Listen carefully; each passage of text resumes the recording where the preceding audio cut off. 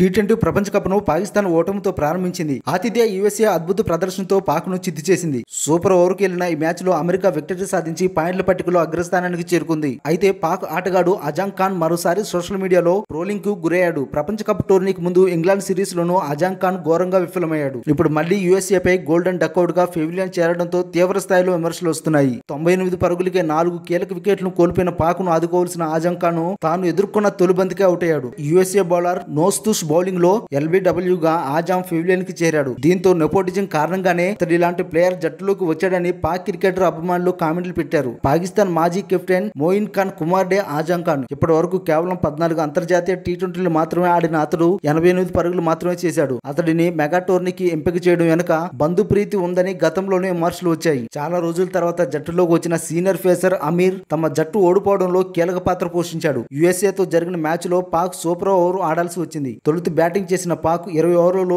7 వికెట్లు కోల్పోయి 159 పరుగులు చేయగా ఆ తర్వాత లక్ష్య ఛేదనలో యుఎస్ఏ 3 వికెట్లు కోల్పోయి 159 స్కోర్ తో నిలిచింది. దీంతో మ్యాచ్ సూపర్ ఓవర్ కు వెళ్లింది. అయితే పాక్ బౌలర్ అమీర్ వేసిన ఈ ఓవర్ లో యుఎస్ఏ 18 పరుగులు సాధించింది. 7 పరుగులు వైడ్ల రూపంలోనే రావడం గమనార్హం. ఇదే తమ జట్టు ఓటమికి ప్రధాన కారణమని పాక్ అభిమానులు నిరాశ చెందారు. ఆ తర్వాత లక్ష్య ఛేదనలో పాక్ 13 పరుగులు మాత్రమే చేసి ఓటమి పాలైంది. ఒకవేళ అమీర్ ఆ వైడ్లను ఇవ్వకుంటే తమ అభిమాన జట్టు గెలిచేందుకు అవకాశం ఉండేదని ఆ జట్టు ఫ్యాన్స్ పేర్కొన్నారు.